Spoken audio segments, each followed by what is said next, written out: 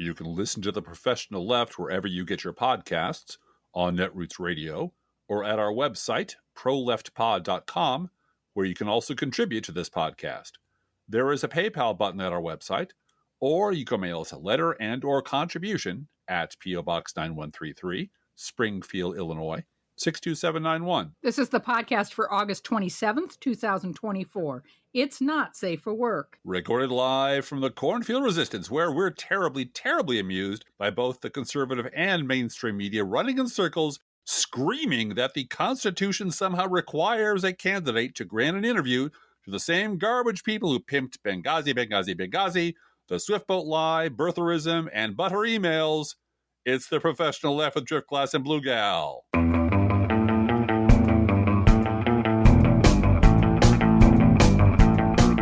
Hi, Blue Gal. Hi, Driftglass. How you doing? A little bit of housekeeping before we start, Driftglass. A little while ago, we sampled a short clip from the Mad Men episode, The Carousel. Great episode. I mean, Yes. our podcast. You know, it was a mediocre Mad Men episode, but it was a great episode of our podcast. And after we posted it, YouTube, which always checks to make sure we're not using copyrighted music in our podcast, notified us that we now owed royalties to some musician band somewhere. And I had to go look up the band and the song and find out exactly what was going on. Was it the Dave Matthews Band? You can tell me. No, it was a band I had not heard of, but that doesn't mean anything. And I just couldn't understand it. And the algorithm and the way they check things is just weird. It doesn't make any sense. But this did make sense. After I had investigated, I discovered that YouTube had attempted to charge us for sampling a Mad Men clip that this musician had also included and sampled in their song. Exactly the same clip. So match to match, you must owe this musician that used it before you did royalties for your podcast. And so there is, fortunately, unlike their payment structure, their appeal structure for copyright violation is very clear. And you can click a box and you can say, no, it's not violating copyright because, and I put, we both sampled the same Mad Men clip. What are you talking about? Right. And so immediately it went away. So that was great. The whole matter dropped. So that whole $3 in revenue we may or may not get from YouTube this year because they don't seem to understand that DGBG Productions is owned by both of us and they will not pay DGBG Productions anything. We'll figure that. That is just driving me crazy. If anybody knows how to get around, how to actually reach a live person at YouTube to talk about this, let me know. But I have very little hope about that. In any event, that $3 is securely ours, and we won't have to share it with some other person that also sampled Mad Men. I also want to thank very much Lisa Lucas and Debriana Mancini. They are the authors of the cookbook, That Time We Ate Our Feelings. Very funny women. And they invited me, little old me, to participate in the Kitchen Bitches for Kamala fundraiser Monday night. And it was loads of fun. Well, there goes the $3 in YouTube money. That's it. Just gone. Yeah.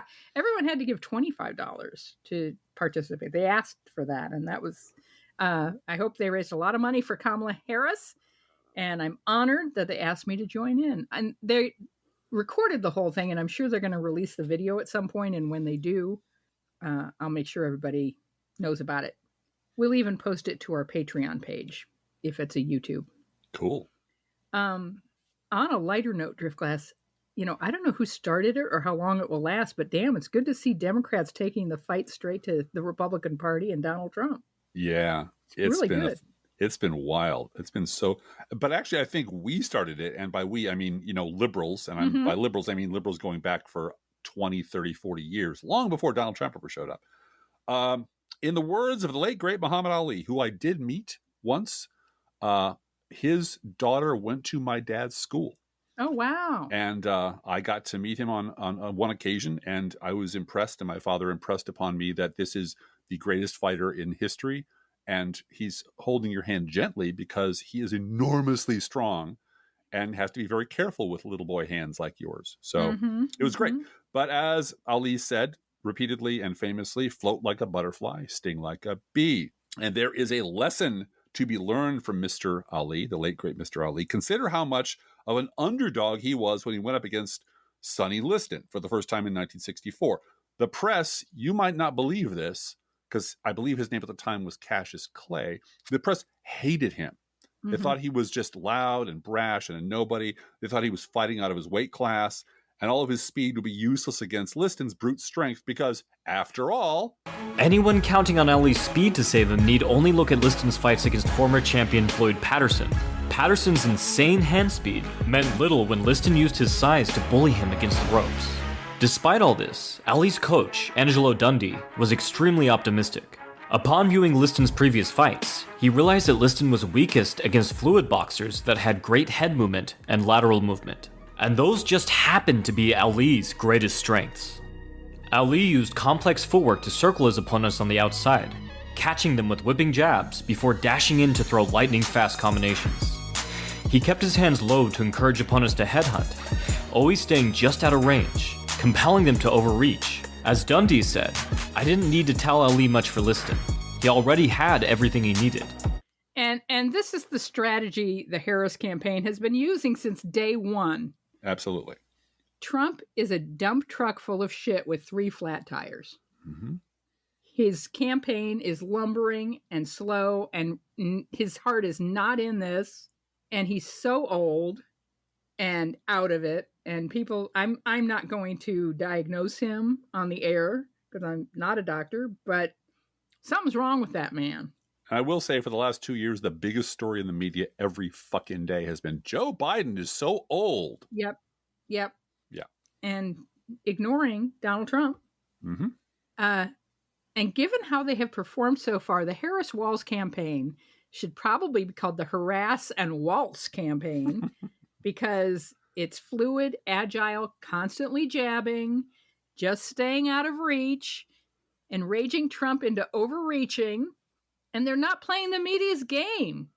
They're just daring them to do their fucking jobs and cover this former so-called president, cover the race honestly. And if the mainstream media won't do it, they will go to outlets that will. And if they're on TikTok, so be it. Yeah, they'll only reach, 11 zillion people. So, right. They only reach 1 million people in the first minute it's on the air. So, hey. And it's the voters that they need. It's the young voters that they need to reach. And right? Chris Cillizza crying himself to sleep every night is worth the price of admission. Honestly. Absolutely.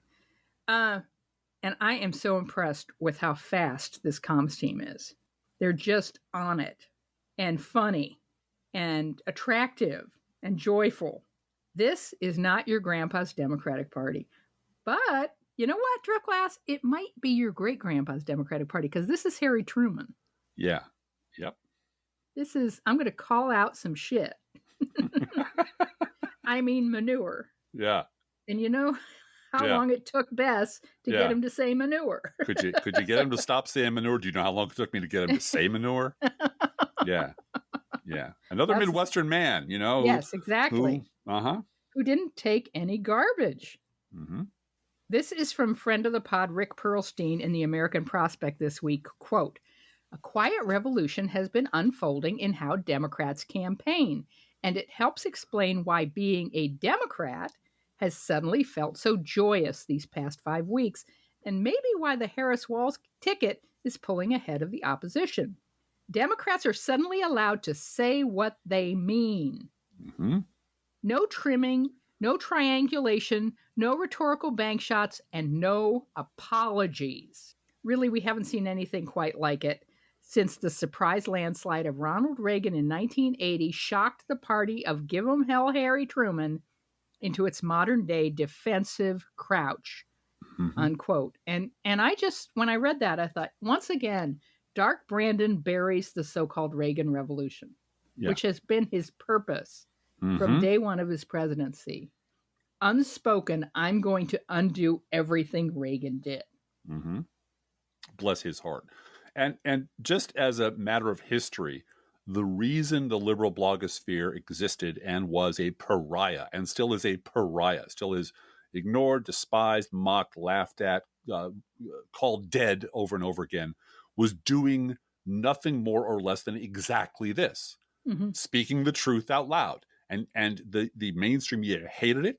The Republican Party hated it. And you know what? Leadership of the Democratic Party hated it. They did not want to have a fight over things that were important. They thought they could triangulate and deflect and crouch and block. And which is why the Pearlstein article is so correct. If you grew up in the shadow of Reagan, you and I watched one Democratic candidate after another trying desperately not to offend anyone, to just whisper about progressive values in small rooms, not shout them from the rooftops like they should, to find a sister soldier to dump on, to prove that you're not one of the lefty Leftingtons, and run from the legacy of Franklin Delano Roosevelt every time a Republican and the mainstream media yelled boo. And the reason so many of us still vividly remember Senator Paul Wellstone of Minnesota 20 years after his death is because he was that kind of guy. And this is Senator Al Franken, former Senator Al Franken, senator at the time, speaking on the occasion of the 15th anniversary of Paul's death. I rise today to remember and celebrate the life of my friend, Senator Paul Wellstone. Paul led a lot of fights in the U.S. Senate on behalf of working families and those without a voice. He didn't back down even when a fight seemed unwinnable. He told voters exactly what he believed, even when it wasn't popular. It was by taking such positions that Minnesotans, whether they agreed with him or not, always knew where he stood. In the final days of the 2002 campaign, he told Minnesotans, and I quote, "I don't represent the big oil companies. I don't represent the big pharmaceutical companies. They already have great representation in Washington. It's the rest of the people that need it. I represent the people of Minnesota." But Paul also knew full well that standing up to powerful interests could have steep political costs. His career in the Senate was bookended by votes on going to war in Iraq. Both his votes were unpopular, but Paul stood on principle, not on politics. His maiden speech, the first speech he gave as a senator, was in opposition to the first Gulf War. And one of the last Senate votes he cast was against the second war in Iraq. He was facing a tough re-election challenge at the time of his vote, and he knew it might cost him his seat and told friends so. But to have voted otherwise, he said, would have violated the principles that guided his career. So he voted his conscience and put the political considerations aside, just as he did throughout his time in public office. I cannot imagine any Republican saying something like that, using the word conscience, except as a punchline or something to mock softy liberals with. We love Paul Wellstone because he stood his ground and told the truth, which is always so much easier and less damaging to the soul than trying to avoid telling hard truths by using soft language, deflection, and appeals to centrism. And Rick Pearlstein reminded us that John Kerry even enforced a version of his self-censorship on the rest of the party. I had forgotten about this or not been aware of it. Yep. But at the 2004 convention, criticizing George W. Bush by name was banned. Which is insane. That's just being a pussy. That's 20 years ago, and that's fucking insane. Yeah, it is. And we were so tired of watching our candidates tiptoeing around the rabid elephant in the room instead of stomping the crap out of it. And here's a West Wing clip that I'm going to hate, but we'll get there. Because I am tired of working for candidates who make me think I should be embarrassed to believe what I believe, Sam. I'm tired of getting them elected. We all need some therapy. Because somebody came along and said liberal means soft on crime, soft on drugs, soft on communism, soft on defense, and we're going to tax you back to the Stone Age because people shouldn't have to go to work if they don't want to. And instead of saying, well, excuse me, you right-wing, reactionary, xenophobic, homophobic, anti-education, anti-choice, pro-gun, leave it to beaver trip back to the 50s, we cowered in the corner and said, please, don't hurt me. So you want to know why we're smiling now? It's not because Driftglass put a West Wing clip in the script here. Snuck one past you, baby. Snuck one past you. Yeah. And do I need to explain why I hate the West Wing so badly? No. Okay. It's porn for liberals and has led to some really horrible expectations on the part of my own party. Mm-hmm. You know, sure, Joe Biden can just wave his magic wand and get peace in the Middle East. I mean, Jeb Bartlett could do it. Mm-hmm. We're not sure we're going to win this race, and we're going to fight like hell. And I'm going to keep in my mind that we're 10 points down. Mm-hmm. No matter what. You know, all these polls that are being read to me, that's just noise. Blah, That's blah, just blah. noise. There's still a 50-50 chance that we won't win. And all of the women on social media who said, this is just like my life. You know, I'm overqualified for this job and fully competent to take it. But there's a 50% chance I'm going to lose it to a guy who's not competent. At all. Mm-hmm. But look, we're smiling and energized because it looks like we have a campaign that is truly interested in beating the crap out of the Republican Party. And as I said on the Big Kitchen Bitches for Kamala, this is a party that as an institution does not deserve to exist. They tried to take away health insurance from over 20 million American citizens. Mm-hmm. They don't deserve to exist. Here it is. Thanks. I appreciate it. And welcome back to the fight. Meanwhile, over at the New York fucking Times. Thanks for the transition, Blue Gal. Yeah, last week we quoted from a post at the Educated Imagination blog. It was from May of 2010, and it was entitled, What's Wrong with the New York Times Part 2? And it's part 2 of a long series. This one went into detail about Maureen Dowd's truly terrible persona and kept wondering why does this person still have a job at the New York Times? This week, I'm going back to a different post from the Educated Imagination blog, also from May of 2010, entitled, What's Wrong with the New York Times Part 3?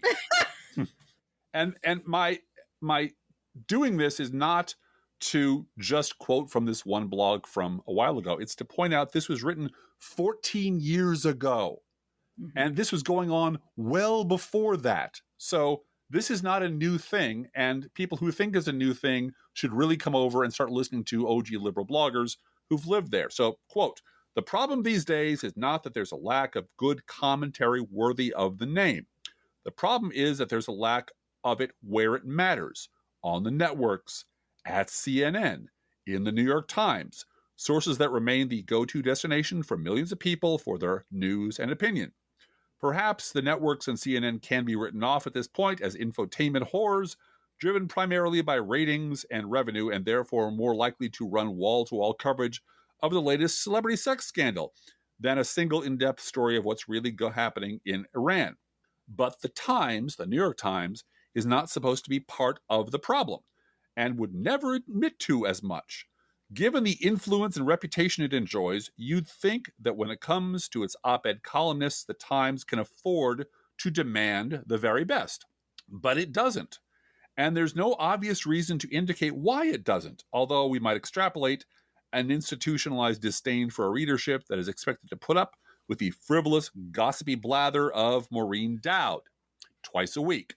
It's worth pointing out again that the paper's latest hire, Ross Douthat, was brought in to replace Bill Kristol. Yes, that Bill Kristol, a warmongering neoconservative hack, an unapologetic early advocate for Sarah Palin, and a Fox News shill who enjoys a well-deserved reputation for being wrong about everything. Side note, he is now running the organization that owns The Bulwark. And he appears on The Bulwark frequently and is a liberal darling for some reason, and apparently also has an MSNBC contract where he can show up whenever he wants and talk about whatever he wants. Back to the article. From 14 years ago, his presence in the editorial pages of the paper of record for a full year was an ongoing insult. Why?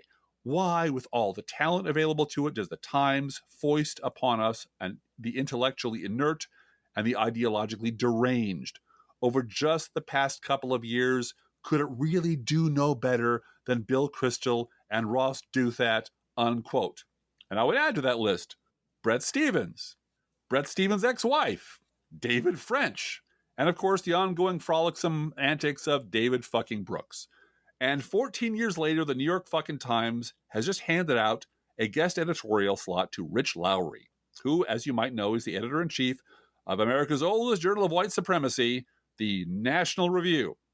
And the title of Lowry's article, which you probably have seen and heard being dunked on by everyone and their mother by now, is, quote, Why Trump Can Win on Character, unquote. You might recall that the last sentence that Driftglass quoted from the Educated Imagination blog last week was, what is going on here? This week, a lot of people are suddenly asking that question. So it is once again both frustrating and gratifying to see so many professional opinion havers catching up with where liberals were 20 years ago. And the answer, as we have talked about just a couple of times before in 832 episodes of this podcast, is both depressing and obvious. There is a toxic, codependent relationship between the elite legacy media and the dregs on the right. And no other answer fits the facts. That's what it has to be. Mm-hmm. Now, why is this so is another matter about which there has been much speculation over the decades. Why is legacy media so hell-bent on propping up the enemies of democracy and kneecapping its defenders? Is it just that they all went to the same elite schools? Is that it? We were friends in college? I think about that all the time. I think about that moment in Sideways. Mm-hmm. Yeah. Where the only excuse that the main character has for putting up with this garbage person that he hangs out with is he was my roommate freshman year in college, and we've been friends ever since. So the fact that he's just a terrible person has nothing to do with it. And maybe that's it. Maybe that is the argument. I don't know. Well, and it's easy to forget that from the distance of Chicago or Springfield or basically any place outside of the Hudson Valley to the west of New York, that you remember Sally Quinn like a million years ago talking about the Clintons coming to the village because it's a village here and ruining the village, and they were a bunch of hillbillies ruining. It really is that insular and that self-important and that, you know, we're fucking New York. We're Manhattan. We're the New York Times. We're the hometown paper of the greatest place on the face of the earth. Yeah. And well, so the village is D.C. It's the Georgetown Brownstones, and Sally Quinn's parties are the ones you have to go to. Right. Absolutely. Right. And that's all that matters. If you're not at Sally Quinn's party, then you don't get to govern America. Right. It really is the Gilded Age all over again. Yeah. It's a class system, and the people at the very top have no idea how the rest of the country looks at them or views them and doesn't really care.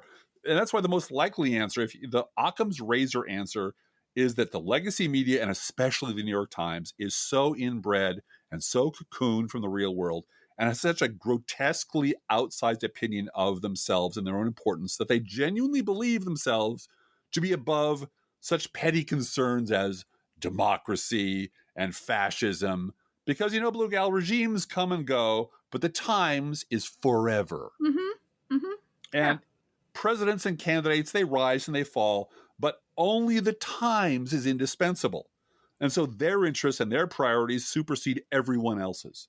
But as of now, that's only a theory. And it's only a theory because to date, no one who knows the facts is willing to risk their careers by speaking out of school. As we've said before, this is going to be the Times legacy. As the saying goes, they have sold their birthright for a mess of pottage. And this is from Will Bunch in the Philadelphia Inquirer. Quote, and this is today, I think, so go check it out. Will Bunch is a fine writer.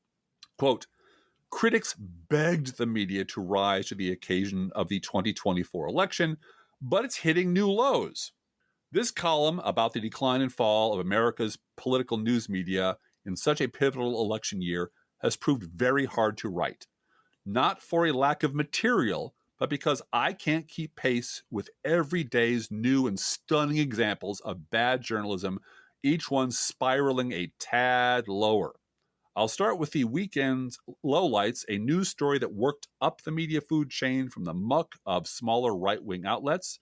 Then it got boosted on X Twitter by Alex Thompson, a widely read national political correspondent from Axios, before the New York Post hyped it in your local Wawa, and eventually the New York Times felt compelled to address it.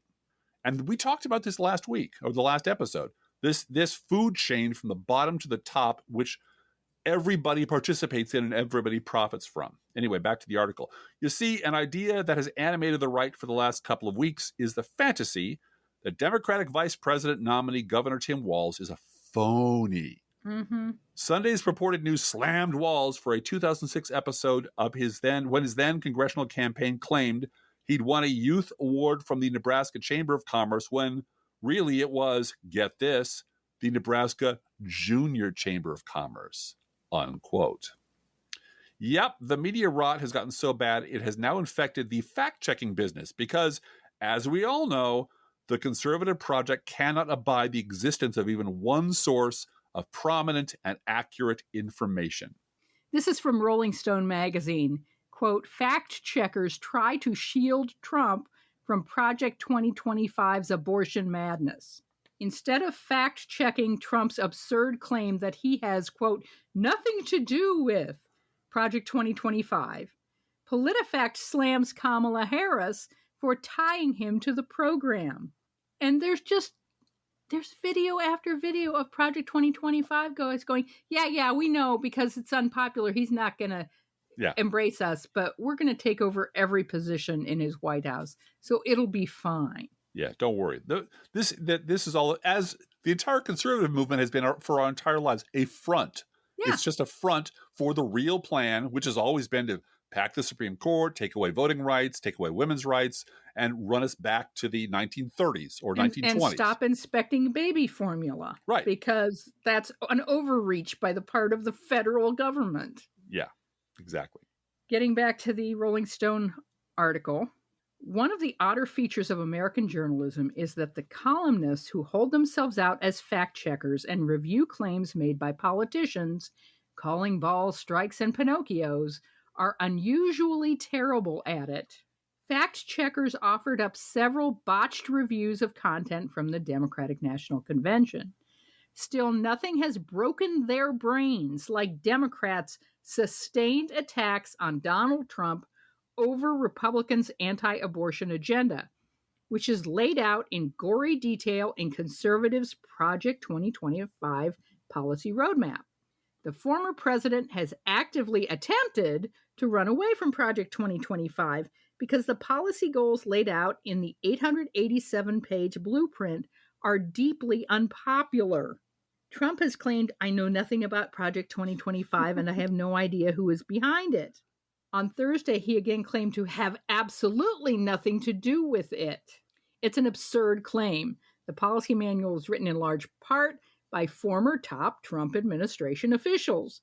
And when he spoke at a 2022 event hosted by the Heritage Foundation, the think tank behind Project 2025, Trump said, this is a great group, and they're going to lay the groundwork and detail plans for exactly what our movement will do and what your movement will do when the American people give us a colossal mandate to save America. And the translation is, I'm sure the mainstream media will not report on this because they're in the tank for me. Right. And the rubes out there in the world don't read anyway, so we can fuck those guys and get anything passed without anybody asking any questions. It worked before. Why wouldn't it work again? Instead of fact-checking Trump's clearly false claim that he knows nothing about Project 2025, having the authors on his airplane, for instance, fact-checkers have decided they and everyone else must simply take Donald Trump at his word. Mm-hmm. Further, Democrats must be punished for tying Trump to its unpopular policy proposals. He promises That's a Pinocchio. He promises he will not invade Poland. You can trust him. He will not. Yeah, he said so. Yeah. He always honors treaties, Trump does. The Poynter Institute's PolitiFact already beclowned itself earlier in the week by declaring it was unfair of the Democratic National Convention to broadcast a video of Trump from 2016 saying there has to be some sort of punishment for people who have abortions. because he walked back the comment. And then he appointed 3 judges to the Supreme Court who overturned Roe, right? Yeah. 100%. And brags about it. Yeah. Now, And, I want to talk for a minute about Project 2025. oh, please. The floor is yours. This document, and for many weeks, I asked myself, why would you put the plans, a criminal conspiracy in writing, right? In writing, yeah. They didn't watch The Wire, right? Didn't watch The Wire. You don't write things down if you're going to do a criminal conspiracy. But there's a couple of layers going on here. Number one, the true believers need to know there's a plan. That's right. So the core Republicans, particularly, I hate to do this to my gender, but women who are still Trumpers absolutely believe that abortion is murder. Yes. Yeah. Period. And so any wavering that Trump has done this past month, saying we're going to be great for reproductive rights. No. He got slammed on Truth Social for saying that. He did. And what do you mean? What's more, that I forget I think it was Noah Rothman or Byron York, one of the two smarmies people that I follow on X, just to see what the intelligentsia is saying very clearly, here's what we don't need. We don't need pro-choice or pro-life voters who've been with us for 50 years. Right. You don't need to win them over. No, we need influencers. We need YouTube influencers and, these 26-year-olds. That's what we need. Good luck and it's with like that. That ship sailed in 2015. Yeah. Yep. But you have this hardcore, and these are people that send $15 a month to the Trump campaign. Yes, they do. And if they stay home, he loses. So having it in writing that, we're going to cut taxes and put fascists in charge of the EPA and the Justice Department is a way to fundraise. It's also a way to get Peter Thiel money. Yeah. The big money, and so there's that. That's one reason to put it in writing. The other reason to put it in writing is to remind Donald Trump what he promised them he'd do. Exactly. Because he's going to conveniently forget as soon as he's elected that, I can't do that because blah, blah, blah. Because I want to continue to play golf and call Sean Hannity. Well, and that was the whole point of Grover Norquist having an anti-tax pledge. Right. The pledge. To shackle them. Right. Yeah, I have your signature on this document, and I will burn you to the ground if you go against it. Yeah, right. The pledge. And that's what this is. This is the pledge. Yep. And regardless of what he does in public, he's promised them. And finally, the third thing is Donald Trump knows he sucks at policy. Yes. And he doesn't care. No, he wants someone else to do it for him. He wants money and a get out of jail free card. He wants money and a get out of jail free card from the presidency. That's it. Mm-hmm. And he wants to play golf and watch DVR'd Hannity until 11 in the morning. That's what he wants. And he had the golf simulation game in his bedroom in the White House. Yeah. And it was called executive time. That was Kellyanne Conway's word for I'm not going to show up for work until after brunch. So this is both a commitment from Trump that he's going to be held to, that pledge, and also it means Trump doesn't have to do it. Right. And he can say, okay, the Heritage Foundation picked his Supreme Court judges. He doesn't care if it picks the EPA chief. No, of course not. He doesn't care. So this will make the big money happy if he does this? Great. Mm-hmm. He just wants them to shut up and leave him alone. And leave him alone and let him get out of jail free and take the money. And so you can see why the Republican Party, Republicans are desperate. Mm-hmm. Why they're calling in every favor from every stooge they have ever planted in the legacy media. After all, the biggest Walz scandals this week was that he was an assistant coach as opposed to a coach, even though assistant coaches are cooler than coaches, and that he played with 2 dogs at a dog park instead of just his own dog, Scout. And I think there was another dog named Scout at the dog park that day. Possibly, but it's like a picture of him playing. It's Minnesota. He's in a dog park playing with some dogs. Yeah. And what's her name? Kimberly Guilfoyle. Oh, yeah. Hit the fucking roof. This is the biggest scandal ever. And it's like, so weird. Why would he call both of his dogs? Does he have 2 dogs? One dog missing? That's so, and it went right up the food chain. You could see it go right up the food chain. Mm-hmm. And it became this perfect example of every attempt by the right to cast Coach Walz as some kind of serial liar. Yep. You know, and because within a few seconds of looking into any of this stuff, you find out, oh, it's not a lie. It's all perfectly normal and explicable and actually kind of adorable and cute. And when you combine that with the fact checkers debacle, it all blows back in their face so hard. It did.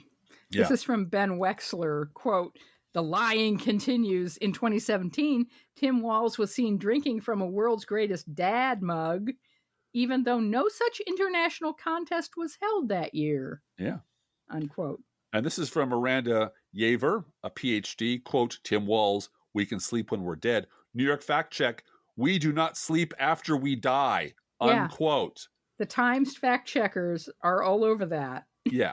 And that means for the moment, Walz is like immune from criticism because what this is mockery. It's the stuff that liberal bloggers have been doing for 20 years.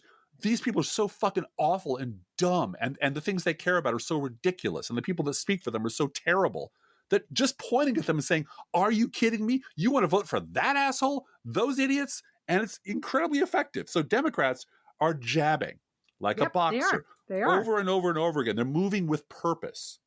And they're breaking all the rules by doing the terrible thing, by saying true things out loud. And Republicans do not know what to do.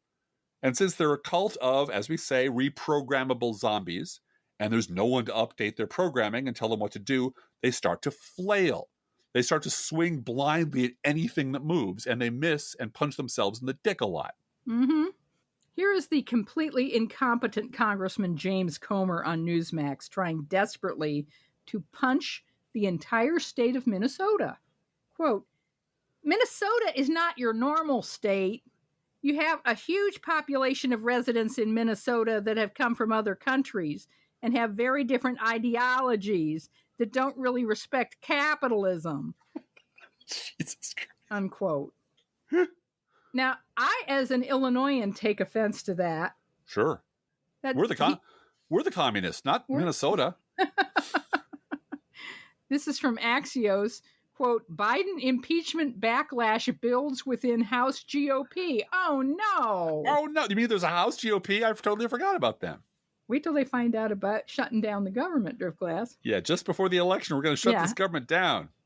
House Republicans are furious about being forced into a last-minute Biden impeachment vote. Biden's not running for re-election. I hope they know that. No, and they filed this 9 zillion page report that said basically, we got nothing. We're still can't angry. find anything but impeach him. We're very angry, but we promised the meatheads that we'd impeach him, so we got to do it. Yeah, so let's impeach him. Yeah. But these House Republicans, some of them are saying this could hurt their November campaign. You think? Top GOP sources tell Axios. Oh, Axios, I'm so glad you got unnamed Republican sources to talk to you about how mad they are. Yeah. And then there is the matter of Trump's finances. Guys. Clear the decks. Clear the decks. Clear the decks. And I'm not even going to mention WinRed. Hey, by the way, WinRed is scraping off the top of every House Republican's campaign finance. Any money they raise online, 4% of that is going to some unknown person with the last name Trump, I assume. There was a New York Times article on private companies billing the Trump campaign millions of dollars with zero disclosure of what they do or who benefits. And this New York Times article uses the word should 6 times. The FEC should. Congress should. Elections should. Voters should. Campaigns should. The New York Times should. Oh, I'm sorry. New York Times should, yes. Not noting that, oh, this looks like money laundering and Donald Trump is doing it and he's known for doing it. Right So in the open, too. We're not going to quote. We're not going to quote the New York Times. We're going to speak from the article by Mark Sumner at Daily Kos, who read this New York Times article for us. And I want to point out that American-made Media Consultants is Brad Parscale's outfit. In 2020, the Donald Trump campaign paid American-made Media Consultants $516 million. That's almost 70% of the campaign's entire funding went to American-made media consultants. To buying Brad Parscale 3 houses and a bunch of cars. And a bunch of cars. Yep. Somewhere, Steve Schmidt is crying in his beer. Oh, sure. No, this is terrible for Steve Schmidt. This, again, Mark Sumner at Daily Kos writes, the Federal Election Commission requires candidates to disclose where funds are being spent, expressly so that donors know that their candidate is not just sticking the money in his pocket. Yeah. In 2020, an FEC complaint was filed charging Trump's campaign with using American-made media consultants to hide expenses and not providing donors with information. Money laundering, basically. Well, yeah. FEC commissioners deadlocked in a 3-3 vote over whether Trump's campaign had violated disclosure laws. Do you know why it was 3-3, Driftglass? Was it a principled disagreement among good people? No, it was party line vote. They have 3 Democrats and 3 Republicans, and they need to just scrap that whole FEC. Yeah. And put crew lawyers, Citizens for Responsibility and Ethics in Washington. Yeah. Regardless of party, just ethics lawyers. Yep. In there. 12 of them. Put 12. Don't have 6, have 12. Ethics lawyers hired to be at the FEC. Proctologists. And they make decisions based on the law. Yeah. And that's it. Did you break the law or not? And make it make it part of the Justice Department. That's it. So then the case was dropped and attempts to revive it in court ran into a wall because some FEC decisions are considered, quote, unreviewable by the courts. Like the Pope, Unbelievable. Or Jesus. There's some things. Unbelievable. Yeah. The Times reports that Laura Trump was American-made media consultant's first president, Driftglass. Isn't that special? She had a job there. She did. Big important job. Now that Trump's daughter-in-law has moved on to turning the Republican National Committee into a grifting engine, American-made media consultants' current leadership is unclear. We don't know who's running the place. No, we don't. No one knows. However, offspring Eric Trump and son-in-law Jared Kushner. By the way, Eric Trump is banned from doing business in New York State. Yeah, and I thought Jared Kushner would be busy with the $2 billion he got the Saudis, yes. while at the White House to be fiddling with something as small as this.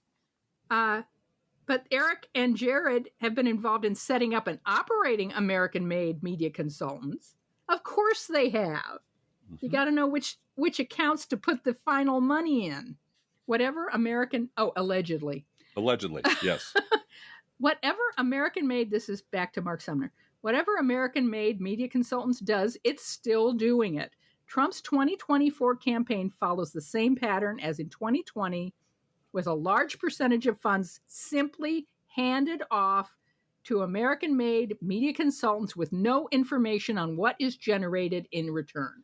However, as the Times reports, it's not the only company that benefits from Trump's campaign funds. Mm-hmm. A second private company, Red Curve Solutions, has received at least $18 million.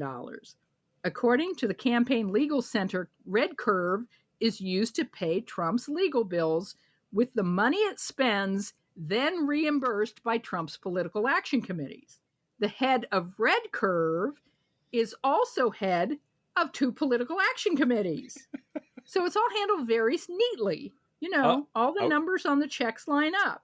I would like to point out that, on the other hand, Tim Walz was an assistant coach, Blue Gal. Okay, thank you for merely sharing an assistant coach. So let's I report swear fairly. To God.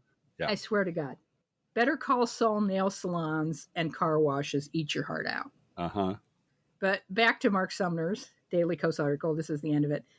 That's not the last of Trump's mystery companies. You mean there's more? Oh, wait, there's more. There's always more. NBC News reported in June, another Delaware-based LLC named Launchpad Strategies. I need one of these companies, Driftglass. I need Trampoline Industrial Corporation, LLC. Strategy. You got to put the word strategy in there. Strategy? Honey. I got to have Bounce Back Trampoline Strategies. LLC. And just send the problem is it's mail fraud. Sending the Trump campaign a bill for $18 million. I wouldn't be surprised if it got paid. But it's mail fraud to do that. But well, anyway. now I know what to get you for Christmas, honey. Yeah, I'm not. The fact that I said that's mail fraud disqualifies me from working for the Trump campaign. No, it doesn't. You just hire an intermediary. It's like they used to. A company. I can still hear the old Trump lawyer. Yeah. Before he turned around and got, I'm going to start a company that will pay Stormy Daniels. Right. Well, this is just as a brief aside, as an old tech guy, this is how they used to clone computers. They would hire someone to reverse engineer the IBM. Right. And that person was now dirty. They would then hire someone called a virgin, hand them the plans and say, build this with no knowledge of where it was coming from. Right. And that person was, that's how they kept their hands clean. So, you know what? If you want Tramps LLC strategies for Christmas, all I got to do is line up a couple of guys and we'll get it done. Tramps LLC. That's it. Because this is Launchpad Strategies, taken in almost $15 million. Because of the way it's set up, there is no public knowledge of who owns the company, who works for it, or how any of this money has been spent. It's long been clear, this is again Daily Kos, it's long been clear that money coming into Trump's campaign was going to pay his legal bills. Trump has even advertised to his followers directly begging them to pay for his army of attorneys. He's made those pleas and taken money from decidedly not wealthy supporters, even though his net worth has gone up by billions over the past few years. The truth is, all the tacky shoes, Bibles, and NFTs that Trump sells are a drop in the bucket. So is the $7.5 million in small dollar donations he got in July. I want you guys to know how much we appreciate your smaller dollar donations, and they do not go into a company that doesn't have owners. We are the owners of the, it's an S Corp. It's an S Corp. We are the owners. And the president and the treasurer and the secretary and all of that. We are all of that. Although that seems to baffle YouTube for some reason. It baffles YouTube. Yeah. That somehow we are able to do that. But yeah. However, and if you like, let me just say, the only reason we ever thought to do that, because we were just doing it, like we were just taking in the money and putting it on our taxes. Yeah, paying the rent. Yeah. Right before 2018 election, Trump said he was going to prevent anyone from taking deductions for work-related business expenses. Right. As an individual. And that was how he was going to pay for his tax cuts for billionaires. And we were panicking because we would have had to pay taxes on, all of the stuff that we actually, computer stuff. I mean, of course we took internet and computer supplies off our taxes because we need those to do this work. So then we became an S Corp. I asked a tax accountant friend of mine, what do we do? He said, you just need to become an S Corp and then Trump can't touch you because you're a corporation. And that's the people that he wants to protect. So that's the only reason we did that. I didn't want to do all that paperwork. However, if there are some large donors who want to donate some dark money to our little S Corp, we're not against that. We're not. You'll get a nice thank you note. And Tramp Strategies LLC is coming by Christmas. I've been promised. Don't make your checks out to Tramps LLC yet. It's still DGBG Productions. No, make it out to the Professional Left Podcast. That's what's on the bank statements. But, that's right. Oh my God. Yeah. I mean, we're sitting here talking about when we get a $25 check, I walk into the next room and tell Drift Glass, look, we're rich. Oh my God. This is great. Let's put it, she walks into the west wing of our expansive, our estate to where I'm sitting in front of my mahogany desk. It's 40 feet long mahogany desk. You're just chomping on a cigar. Water this for me. Honey. And I just put it in a shredder going, too small to bother with. I light my cigar with it. Oh, God. Yeah, I know. Now we're cartooning. Anyway, back to the article. All right, let's finish this up. Trump's big money comes in the form of big checks. Yeah. The 4 biggest mega donors on the Washington Post list all cut checks to Trump. That includes $125 million from railroad heir Timothy Mellon. And that's not counting the $25 million Mellon spent setting up a spoiler campaign for Robert F. Kennedy Jr. These billionaires cut Trump big checks Then the checks go into a big black hole. What comes out doesn't appear to be any recognizable campaign activity. Even before Harris entered the race, President Joe Biden was outspending Trump 3-1 on television advertising.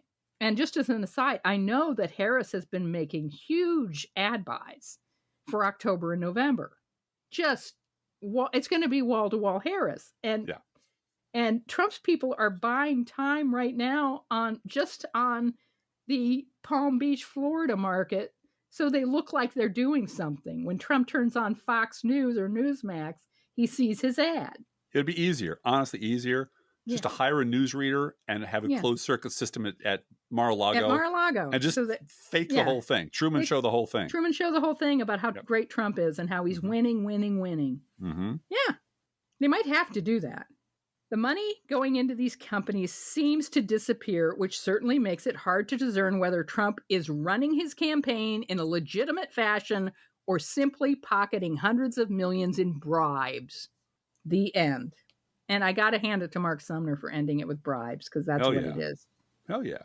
Man. Hey, guys, feel free to write to us at our email address, proleftpodcast@gmail.com. We do love hearing from you. We read everything you send us. Be aware that if you write to us at any of our addresses, we reserve the right to read your email. Or U.S. Postal Service. Go Postal Unions. Letter on the air unless you say otherwise. Don't forget those gourmet coffee guidelines. If you can afford to buy an espresso-based beverage for us or an iced beverage for us, because we're sitting under a heat dome right now, buy one for us. This is not charity. This is our job. As we've just explained, a long and winding road to the S-Corp that is the people you're listening to now. Right. So you can spare $5 a month or more. Please spare $5 a month. And thanks to everybody who does. And thanks to all the new people who come on board, 2 or 3 a month. Every bit counts. Yeah. And you can do this at patreon.com/proleftpod. And what also helps is sharing the show on social media. Again, our listenership is growing organically and incrementally. We're not going to reach 1 million listeners ever, but every month it gets a little bit more, and we get a little bit more feedback. And there are more people going, "Where have you been all my life?" And we've been right here. Well, we've been in the Midwest, which is, a no-fly zone. I'm sorry. And if you love this podcast, please get someone else to listen to as well. And thank you for doing that. Hey, Driftglass, how are the Internet Kitties doing this week? Well, look, at the Internet Kitties are staying cool and low to the ground because the feels-like temperature in Springfield right now is 110 goddamn degrees. Whew! That's that corn sweat we talked about last year. It's a real thing. It's the real thing. It feels like a sauna out there. It's unreal. And I know a lot of you have it hotter out there. This is heat plus humidity, and it's and we're indoors. We're blessed. In the Midwest, they say it's the humidity. It's the humidity, and we have air conditioning. We have cold water. We are thrice blessed with all the things we have, and we appreciate that. But damn, it's hot out there. It sure is. Love you, baby. Thank you, guys. We'll see you on Thursday. Bye. Bye. Let's think about living. Think about living. Just think about loving. Think about loving. Just think about the hooping and the hopping and the popping and the loving, lovey-dovey. Let's forget about the wine and the crying, the shooting and the dying, and the fellow with the switchblade knife. Let's think about living. Let's think about life. The Professional Left podcast is recorded under a Creative Commons license. Copyright 2024-25, GGBG Productions.